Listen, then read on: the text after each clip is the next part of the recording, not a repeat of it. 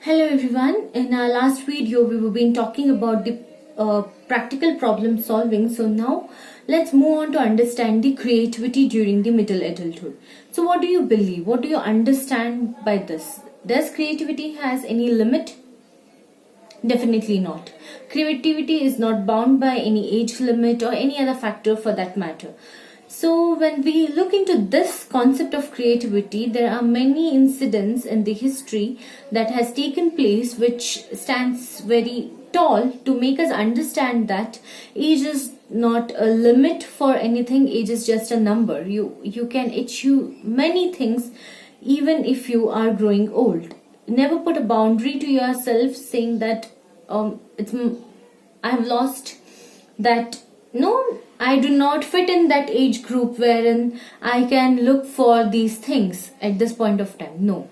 So there are few examples. This creativity topic itself begins with the examples in your text, which says that long back it was Louis Pasteur who was he was in his middle adulthood when he discovered the theory of diseases, and Charles Darwin came up with his theory of evolution in his 50s. So basically both of them were in their middle adulthood and nothing could keep them away from being more creative. Nothing stopped them from achieving things which were very much essential then.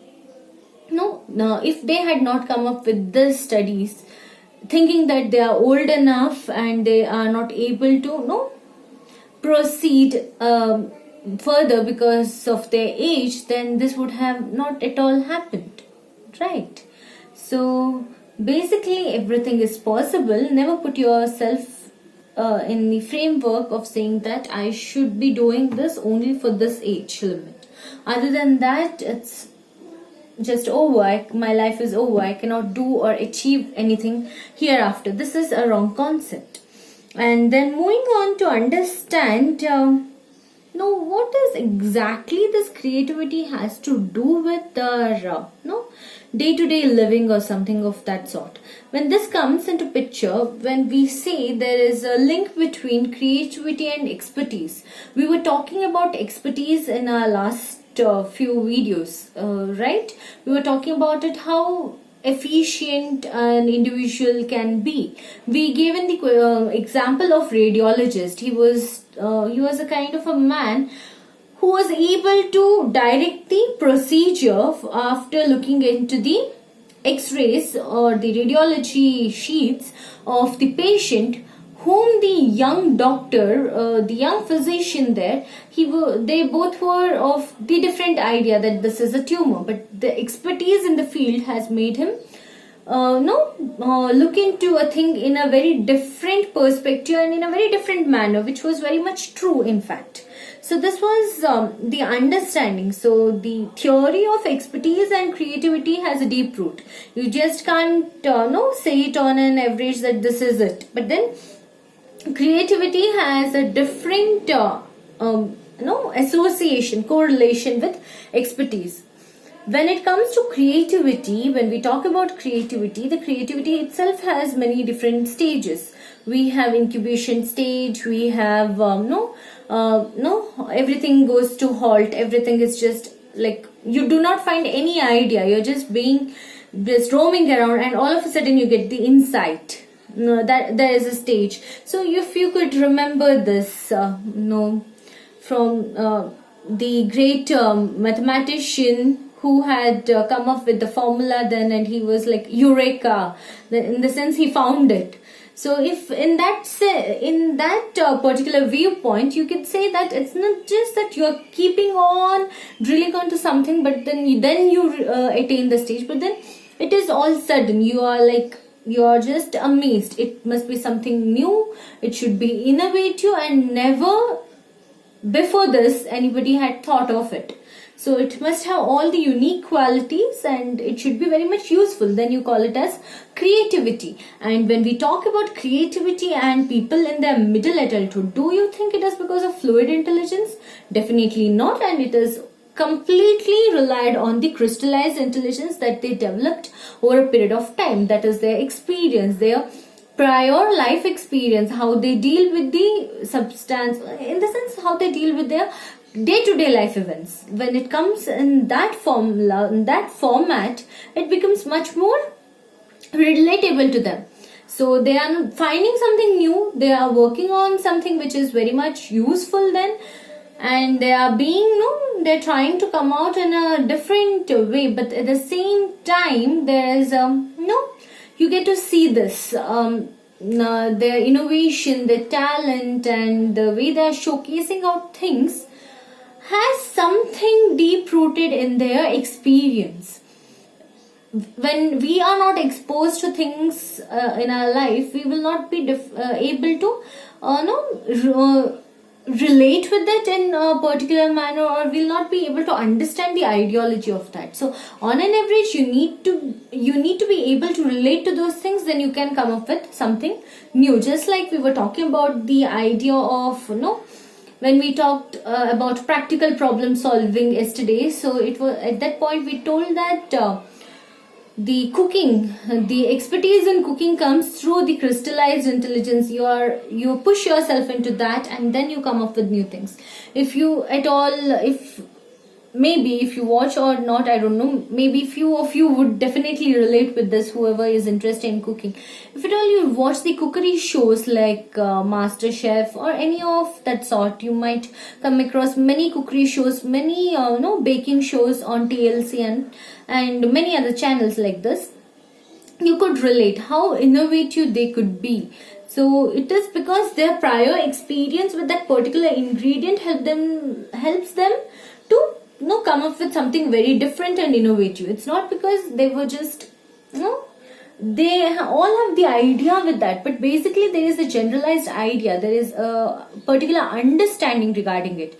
This understanding then helps them to build on it and give out something which is very amazing, right? This is what particularly it is structured on. This is where it is entailed. There is complete understanding of it for that matter. So moving on to the very essential things, that is highly creative individuals are self-starters. So they do not require any push from the outside. So you must all be knowing this concept of extrinsic and intrinsic motivation. So this extrinsic and intrinsic motivation are two very essential things for an individual to get a push in his life. Either it should be extrinsic motivation, wherein some reward from outside sources that is completely not related to him as a person, something which is outside is making him give his best. That could be like extrinsic motivation could be of other sort also, wherein you try to do something, you try to perform something just because you want to avoid some punishment, just because you don't want to fail an exam, you study. This is a kind of extrinsic motivation where the passing the examination itself is a reward for you, and that reward is making you feel better. Second thing is you are escaping a punishment, that is you need to work hard for the next exams. In the sense, if you fail this, you have to work hard again on the same topic, same subject which is already boring, but still you have to give all your best so that you can clear and to avoid taking examination once again. So in this process, this is basically that. So you try to avoid something. You are trying to gain in the rewards. That is extrinsic motivation, whereas intrinsic motivation is you yourself build up a strong determination. You have your own goals, you have own I want this for me, this gives me this makes me feel good, so I'm doing this. It's not because that I have to do this, but then I am doing this for my self satisfaction. This makes me feel good. There is an internal push, and always the internal motivation is higher. It gives you higher rate of success when compared to external motivation. External motivation requires competition. External motivation requires anybody there to monitor, whereas internal motivation is self-monitored. And these people who are very creative are always self-driven, self-guided. They want something to be done because they want it. Their inner desire wants it. And we usually succeed on those notes, things which we like. Naturally we like it, we have a heart and soul for it, then alone we'll feel that yeah, I must be doing this, I should be doing this. If not, no. For example, if you are given an assignment, for example, you are asked to write, just like you all are being pushed into at this point of time, you just have to write the assignments on a regular basis. But then if I give you some creative assignments like watch a movie and then summarize, watch a movie and then try to jot down the points, few of you would be very much happy, because watching a movie is something which is your part, you like it, you enjoy it. Whereas jotting down the points in a psychological framework, you would never like to. So if I give you the assignment like you have Shakespeare's novels, you might be having Macbeth or no other Shakespeare's plays, and especially I ask you to find out the psychological viewpoints and jot down in the psychological term, analyze the Macbeth in a psychological frame, it would not be that fascinating for you. If I ask you to just read, have a reading of Macbeth and just write a short summary of whatever you have understood in the whole play, that is much more easier. But then asking you to watch Macbeth, then just reading it is more fun than asking you to write the summary of it. You would not like this part and you will not give your heart and soul. Only until and unless you have the love for writing on your own. Because these things are like very individualistic. When you are trying to summarize a play on a psychological point of view, when you are doing the psychoanalysis of a play, it should be very subjectively done, and you just can't copy from any source there. You just have to apply all the psychological theories that you have learned so far into one particular play or a drama that is given. So that brings the creativity, that shows your potential. So this comes with expertise, this comes with the exposure. It's not just that it's built within you. And there is always a saying, much of the creative individuals are made rather than born. There are very few individuals who are born with this talent, and most of them are built, they are made. So you could relate this with the famous statement given by behaviorist Watson. Watson had a very nice quotation.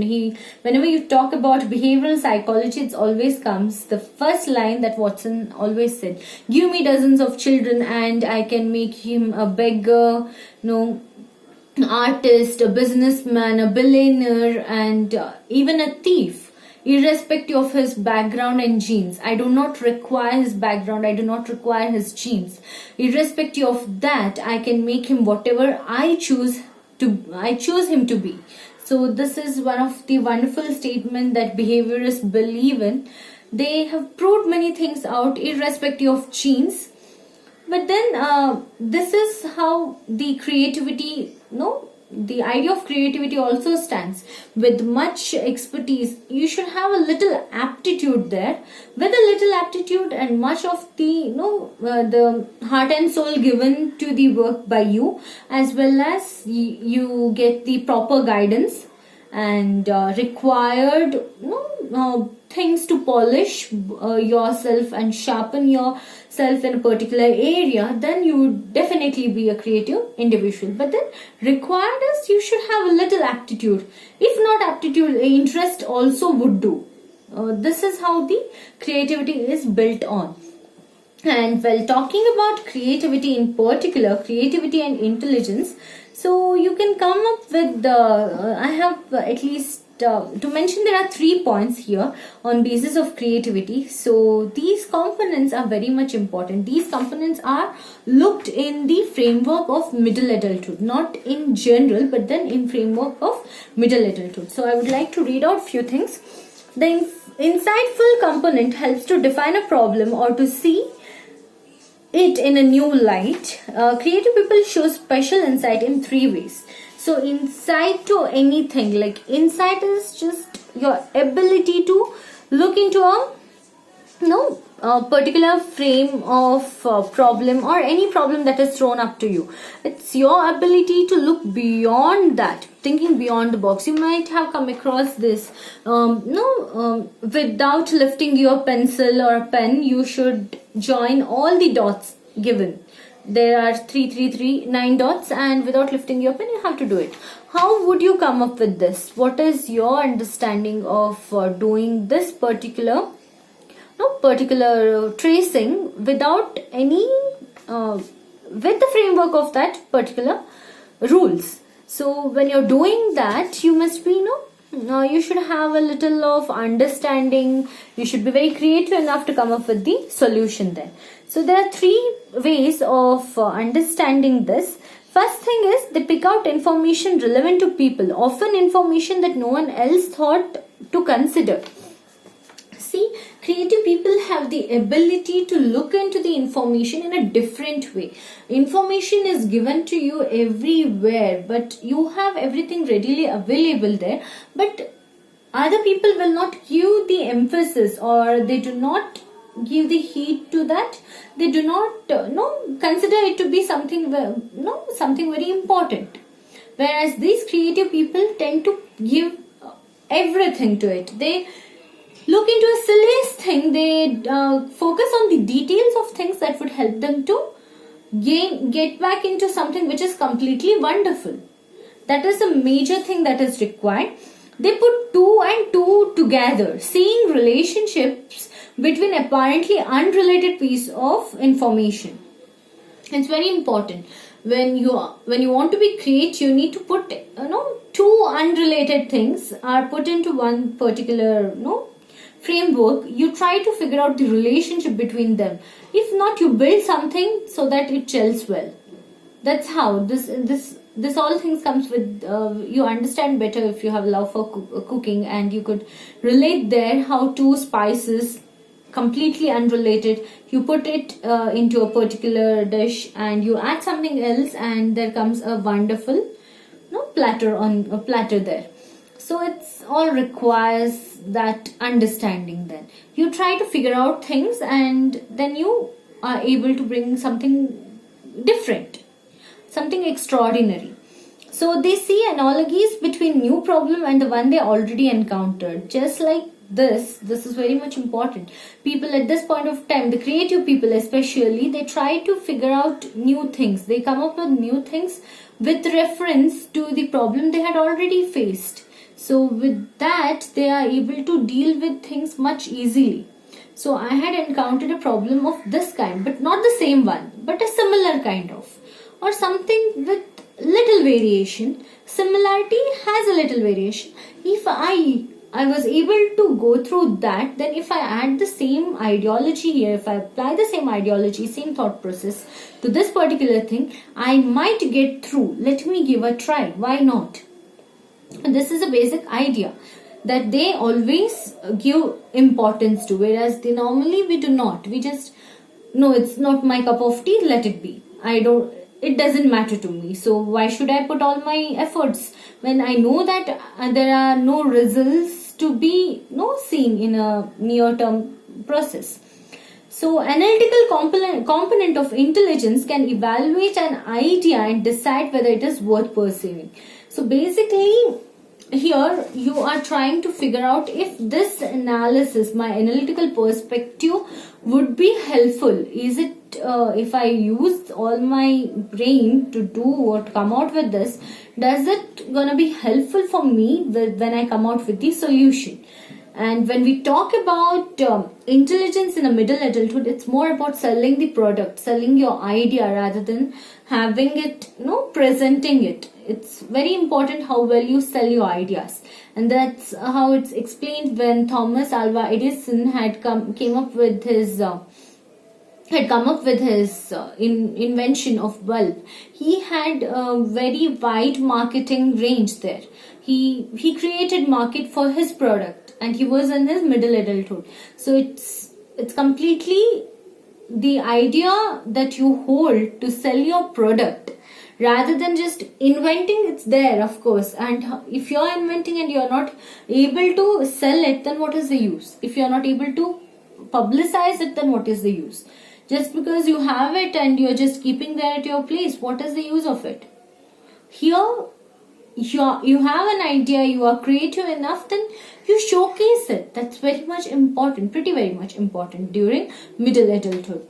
There are many ads like you could relate to. Those ads would be showcasing this. If at all you have the habit of watching Google ads, in the sense ads on Google, then you might during the YouTube ads, you could relate to a few of the Biba ads, wherein the creativity of lady who is housewife, who is a homemaker, she has a very good she has the ability to paint and craft well, and how her daughter came up with a possible platform for just to showcase her mom's creative artistic works. And then there's a recently ad which is coming on TV as well, which is powered by Facebook, in fact, wherein they have ability to transform the genes using the crafts. Let's say that something traditional outfit is used, the outfit from the materials which are like traditional clothing, like you say Banarasi silk or Kanchipuram silk. These materials from these particular saris or salwar kameez, dupatta is used, and then they are restitched with the genes. So they are transforming genes. There is an idea for it. So this is something which is unique that few of them have not thought of, at least. So these things you could be seen. How well you are able to showcase it is very important when you are in your middle adulthood.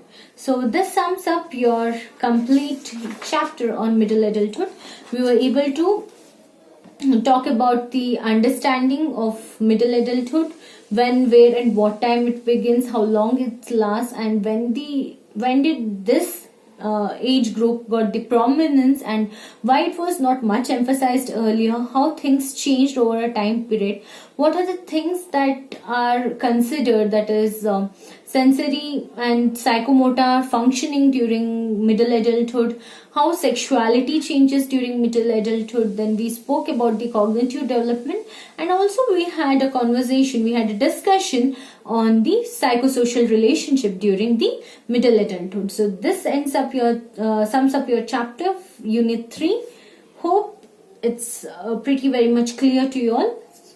Please make sure you have a reading and understanding of the same, so that the things are very much clear and relatable to write your or frame your answers. So thank you.